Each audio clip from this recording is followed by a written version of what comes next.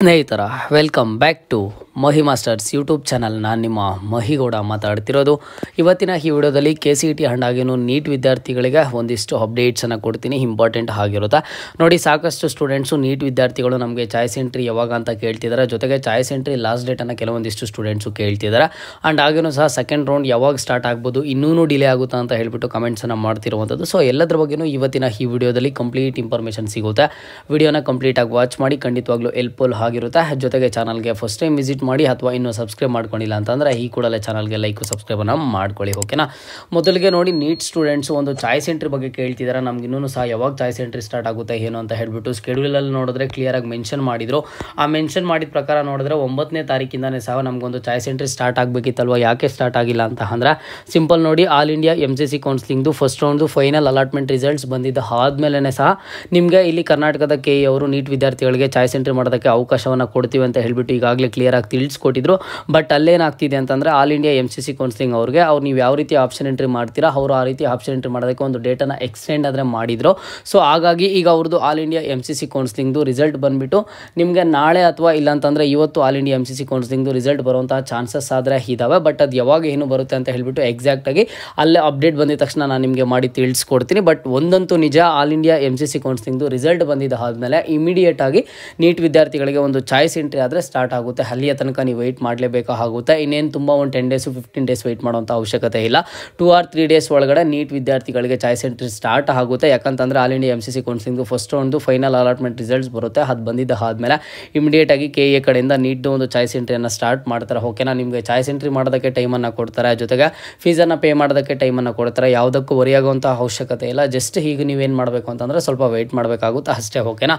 ಇದೆಲ್ಲನೂ ಸಹ ಮತ್ತೆ ನೀಟ್ ವಿದ್ಯಾರ್ಥಿಗಳಿಗೆ ಚಾಯ್ಸ್ ಎಂಟ್ರಿ ಮಾಡೋದಕ್ಕೆ ಇಲ್ಲಿಯ ತನಕ ಡೇಟು, ಜೊತೆಗೆ ಫೀಸ್ ಪೇ ಮಾಡೋದಕ್ಕೆ ಇಲ್ಲಿಯ ತನಕ ಒಂದು ಡೇಟು, ಆ್ಯಂಡ್ ನೆಕ್ಸ್ಟ್ ಬಂದುಬಿಟ್ಟು ನಿಮಗೆ ಒಂದು ಡಾಕ್ಯುಮೆಂಟ್ಸನ್ನು ಸಬ್ಮಿಟ್ ಮಾಡೋದಕ್ಕೆ ಕಾಲೇಜಸಲ್ಲಿ ಇಲ್ಲಿಯ ತನಕ ಅಂತ ಹೇಳಿಬಿಟ್ಟು ನೀಟಾಗಿ KE ಕಡೆಯಿಂದನೇ ಇನ್ನೊಂದು 2 ಡೇಸ್ ಒಳಗಡೆ ನಿಮ್ಮ ನೀಟಾಗಿ ಸ್ಕೆಡ್ಯೂಲನ್ನು ಕೊಡ್ತಾರೆ. ಸೊ ಸ್ಟೂಡೆಂಟ್ಸು ವೆಯ್ಟ್ ಮಾಡಬೇಕಾಗುತ್ತೆ.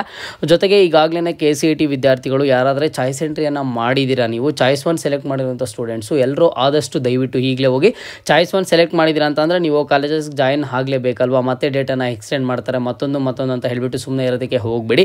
ನೀವು ಹೋಗಿ ಫಸ್ಟು ಫೀಸನ್ನು ಪೇ ಮಾಡ್ಕೊಳ್ಳಿ, ಜೊತೆಗೆ ನೀವು ಚಾಯ್ಸ್ ಎಂಟ್ರಿಯನ್ನು ಕಂಪ್ಲೀಟ್ ಮಾಡ್ಕೊಳ್ಳಿ, ಓಕೆನಾ. ಇನ್ನು ಕೇವಲ ಚಾಯ್ಸ್ ಎಂಟ್ರಿ ಬಾಕಿ ಇರುವಂಥದ್ದು ನೀಟ್ ವಿದ್ಯಾರ್ಥಿಗಳಿಗೆ ಮಾತ್ರ.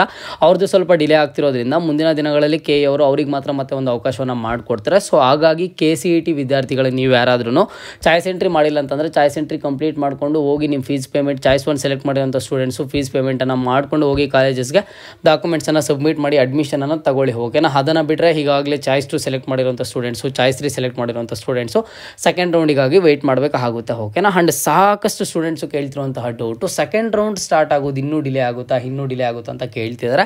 ಇನ್ನೂ ಡಿಲೇ ಆಗುತ್ತಾ ಅಂತ ಅಂದರೆ ತುಂಬ ದಿನ ಡಿಲೇ ಆಗುತ್ತೆ ಅಂತ ಹೇಳೋದಕ್ಕೂ ಆಗಲ್ಲ, ಹಾಗಂತ ಹೇಳಿಬಿಟ್ಟು ನಿಮಗೆ ಆದಷ್ಟು ಬೇಗ ಸ್ಟಾರ್ಟ್ ಆಗುತ್ತೆ ಅಂತ ಹೇಳೋದಕ್ಕೂ ಆಗಲ್ಲ. ಸಿಚುವೇಶನ್ ಹಂಗಾಗ್ಬಿಟ್ಟಿದೆ. ಯಾಕಂತ ಅಂದ್ರೆ ಪ್ರತಿ ವರ್ಷ ಯಾವ ರೀತಿ ಆಗ್ತಿತ್ತು ಅಂತಂದರೆ ಆಲ್ ಇಂಡಿಯಾ MCC ಕೌನ್ಸಿಲಿಂಗು ಮೊದಲಿಗೆ ಅನೌನ್ಸ್ ಆಗಿದ್ದ ಆದಮೇಲೆ ಫಸ್ಟ್ ರೌಂಡ್ ರಿಸಲ್ಟ್ ಬಂದಿದ್ದಾದಮೇಲೆ KE ಅವರು ಫಸ್ಟ್ ರೌಂಡ್ದು ಸ್ಕೆಡ್ಯೂಲನ್ನು ರಿಲೀಸ್ ಮಾಡ್ತಿದ್ರು. ಬಟ್ ಈ ವರ್ಷ ಏನಾಯಿತು ಅಂತಂದರೆ ತುಂಬ ಡಿಲೇ ಆಗಿಬಿಡುತ್ತೆ ಅಂತ ಹೇಳಿಬಿಟ್ಟು ಅಲ್ಲಿಗೆ ಟೈಮ್ ಮ್ಯಾಚ್ ಆಗುತ್ತೆ, ಅವ್ರದ್ದು ರಿಸಲ್ಟ್ ಬರುತ್ತೆ, ನಾವು ಚಾಯ್ಸ್ ಎಂಟ್ರಿ ಸ್ಟಾರ್ಟ್ ಮಾಡೋದು ಅಂತ ಹೇಳ್ಬಿಟ್ಟು ಪ್ಲ್ಯಾನನ್ನು ಮಾಡಿಕೊಂಡ್ರು.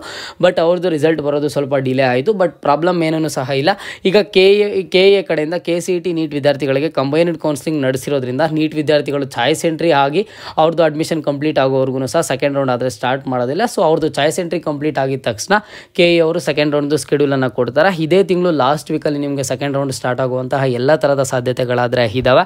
ಸೊ ನಾನು ಈಗಾಗಲೇ ವಿಡಿಯೋದಲ್ಲಿ ಅಪ್ಡೇಟ್ ಮಾಡಿ ತಿಳಿಸ್ಕೊಟ್ರೆ ಅವರಿಗೂ ಚಾಯ್ಸ್ ಎಂಟ್ರಿ 2 to 3 ಡೇಸ್ ಒಳಗಡೆ ಸ್ಟಾರ್ಟ್ ಆಗುತ್ತೆ ಅಂತ ನಾನು ಈಗಾಗಲೇ ಹೇಳಿದೆ. ಚಾಯ್ಸ್ ಎಂಟ್ರಿ ಆಗಿದ ತಕ್ಷಣ ನಿಮಗೂ ಸೆಕೆಂಡ್ ರೌಂಡ್ ಸ್ಕೆಡ್ಯೂಲನ್ನು ಕೊಡ್ತಾರೆ. ಸೆಕೆಂಡ್ ರೌಂಡ್ ಸ್ಕೆಡ್ಯೂಲಲ್ಲಿ ಸಿಂಪಲ್ ಆಗಿ ಏನಿರುತ್ತೆ ಅಂತ ಅಂದರೆ ನೋಡಿ, ಮೊದಲಿಗೆ ಸೀಟ್ ಮ್ಯಾಟ್ರಿಕ್ಸನ್ನು ರಿಲೀಸ್ ಮಾಡ್ತಾರೆ, ಅವೈಲೇಬಿಲಿಟಿ ಆಫ್ ಸೀಟ್ಸ್ ಎಷ್ಟಿದ್ದಾವೆ ಯಾವ್ಯಾವ ಕೋರ್ಸ್ಗೆ ಅಂತ ಹೇಳಿಬಿಟ್ಟು. ಆ್ಯಂಡ್ ನೆಕ್ಸ್ಟ್ ಆಪ್ಷನ್ ಎಂಟ್ರಿ ಮಾಡೋದಕ್ಕೆ ಟೈಮನ್ನು ಕೊಡ್ತಾರೆ, 2 to 3 ಡೇಸ್ವರೆಗೂ ಟೈಮನ್ನು ಕೊಡ್ತಾರೆ. ಸೊ ಆ ಆಪ್ಷನ್ ಎಂಟ್ರಿಯಲ್ಲಿ ಸ್ಟೂಡೆಂಟ್ಸ್ ಯಾರೂ ಕಾಲೇಜಸನ್ನು ಆ್ಯಡ್ ಮಾಡೋದಕ್ಕೆ ಆಗೋದಿಲ್ಲ. ಆ್ಯಂಡ್ ನೀವು ಜಸ್ಟ್ ಮಾಡಿಫಿಕೇಷನ್ ಮಾಡ್ಕೋಬೋದು, ಏನಾದರೂ ಪ್ರಿಯಾರಿಟಿ ನಂಬರ್ ಚೇಂಜಸ್ ಇದ್ದರೆ ಚೇಂಜಸನ್ನು ಮಾಡ್ಕೋಬೋದು. ಆ್ಯಂಡ್ ಜೊತೆಗೆ BAMS ಆಪ್ಷನ್ ಎಂಟ್ರಿ ಬಗ್ಗೆ ಈಗಾಗಲೇ ಹೇಳಿದ್ದೀನಿ. ಇವ್ರಿಗೆ ಬಂದುಬಿಟ್ಟು ಸೆಕೆಂಡ್ ರೌಂಡಲ್ಲಿ BAMS ಕೋರ್ಸಸ್ಸು ಹೊಸದಾಗಾದರೆ ಆ್ಯಡ್ ಆಗ್ತವೆ ಆಪ್ಷನ್ ಎಂಟ್ರಿ ಲಿಸ್ಟ್ಗೆ. BAMS ಕೋರ್ಸ್ ಮಾತ್ರ ಯಾರಾದರೂ ಯಾರಾದರೂ ಸ್ಟೂಡೆಂಟ್ಸು ಸೆಕೆಂಡ್ ರೌಂಡಲ್ಲಿ ಆ್ಯಡ್ ಮಾಡಬೇಕು ಅಂತಂದರೆ ಆ್ಯಡನ್ನು ಮಾಡ್ಕೋಬೋದು. ಓಕೆನಾ, ಅದನ್ನು ಬಿಟ್ಟರೆ ಯಾರು ಆ್ಯಡ್ ಮಾಡೋದಕ್ಕೆ ಆಗೋದಿಲ್ಲ. ಜಸ್ಟ್ ಬಂದುಬಿಟ್ಟು ನೀವು ಒಂದು ಮಾಡಿಫಿಕೇಷನ್ಸ್ ಲೈಕ್ ಚೇಂಜಸ್ ಮಾಡ್ಕೋಬೋದು. ಅಂದರೆ ಯಾವುದಾದ್ರೂ ಕಾಲೇಜ್ ಇಷ್ಟ ಇಲ್ಲ ಅಂತಂದರೆ ಡಿಲೀಟ್ ಮಾಡ್ಕೋಬೋದು, ಇಲ್ಲ ಅಂತಂದರೆ ಪ್ರಿಯಾರಿಟಿ ನಂಬರ್ಸನ್ನು ಚೇಂಜಸ್ ಮಾಡ್ಕೋಬೋದು. ಓಕೆನಾ, ಇಷ್ಟು ಮಾತ್ರ ಇರುತ್ತೆ. And second round exact date ಹೇಳಿ ಯಾವಾಗ ಸ್ಟಾರ್ಟ್ ಆಗುತ್ತೆ ಅಂತ ನೀವು ಕೇಳ್ತಿದ್ರೆ ಎಕ್ಸಾಕ್ಟ್ ಡೇಟ್ ಅಂತೂ ಖಂಡಿತವಾಗ್ಲೂ ಹೇಳೋದಕ್ಕೆ ಆಗೋದಿಲ್ಲ, ಎಕ್ಸ್ಪೆಕ್ಟೆಡ್ ಡೇಟ್ ಅಂತ ಹೇಳ್ಬೋದು. ಸೊ ಅದನ್ನು ಈ ತಿಂಗಳು ಲಾಸ್ಟ್ ವೀಕಲ್ಲಿ ಸ್ಟಾರ್ಟ್ ಆಗುವಂಥ ಸಾಧ್ಯತೆಗಳಾದರೆ ಇದ್ದಾವೆ. ಆ್ಯಂಡ್ ಇನ್ನೊಂದೇನು ಅಂತ ಅಂದರೆ ಈಗ ನಮ್ಮದು ಕೌನ್ಸ್ಲಿಂಗ್ ಡಿಲೇ ಆಗ್ತಿದೆ. ಆ್ಯಂಡ್ ನೆಕ್ಸ್ಟ್ ಬಂದುಬಿಟ್ಟು ಈಗ ಅಡ್ಮಿಷನ್ ಆಗೋದು, ಕಾಲೇಜಸ್ಗೆ ಹೋಗೋದು, ಸಿಲೆಬಸ್ ಏನಾದರೂ ಪ್ರಾಬ್ಲಮ್ ಆಗುತ್ತೆ ಅಂತಂದರೆ ಅಕಾಡೆಮಿಕ್ಸ್ ಏನು ಪ್ರಾಬ್ಲಮ್ ಆಗೋದಿಲ್ಲ, ಸಿಲೆಬಸ್ ಆಗಲಿ. ಆ್ಯಂಡ್ ಸ್ಟೂಡೆಂಟ್ಸು ನಮಗೆ ಸ್ಕಾಲರ್ಶಿಪ್ಸು ಹಾಸ್ಟೆಲ್ಸು ಸಿಗುತ್ತೆ ಅಂತ ಕೇಳ್ತಿದ್ದಾರೆ.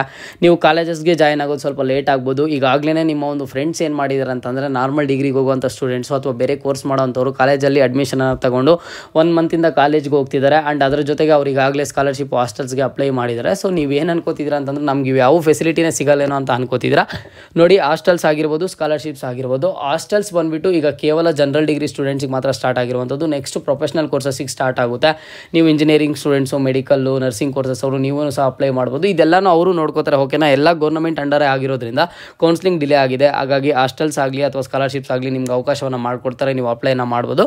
ಬಟ್ ಯಾವ ಟೈಮ್ಗೆ ಅಪ್ಲೈ ಮಾಡಬೇಕು, ನಿಮ್ಗೆ ಯಾವಾಗ ಮತ್ತೆ ಅವಕಾಶ ಮಾಡಿಕೊಡ್ತಾರೆ ಎಲ್ಲನೂ ನನ್ನ ಒಂದು ಚಾನಲಲ್ಲಿ ಕ್ಲಿಯರಾಗಿ ಅಪ್ಡೇಟ್ಸನ್ನು ಕೊಡ್ತಿರ್ತೀನಿ. ಸೊ ಚಾನಲ್ಗೆ ಸಬ್ಸ್ಕ್ರೈಬನ್ನು ಮಾಡ್ಕೊಳ್ಳಿ. ಕೌನ್ಸ್ಲಿಂಗ್ ರಿಲೇಟೆಡು ಬೇರೆ ಏನೇ ಡೌಟ್ ಇಲ್ಲಿ ಕಮೆಂಟ್ ಬಾಕ್ಸಲ್ಲಿ ಕಮೆಂಟನ್ನು ಮಾಡಿ, ಖಂಡಿತವಾಗ್ಲೂ ರೆಸ್ಪಾನ್ಸ್ ಮಾಡ್ತೀನಿ. ಇದು ಇವತ್ತಿನ ಮಾಹಿತಿ ಆಗಿತ್ತು. ಮುಂದೆ ಎಲ್ಲ ರೀತಿಯ ಹೆಚ್ಚಿನ ಅಪ್ಡೇಟ್ಸ್ ಜೊತೆಗೆ ಸಿಗ್ತಾ ಇರೋಣ. ಅಲ್ಲಿಯ ತನಕ take care and keep watching Mahi masters for more updates.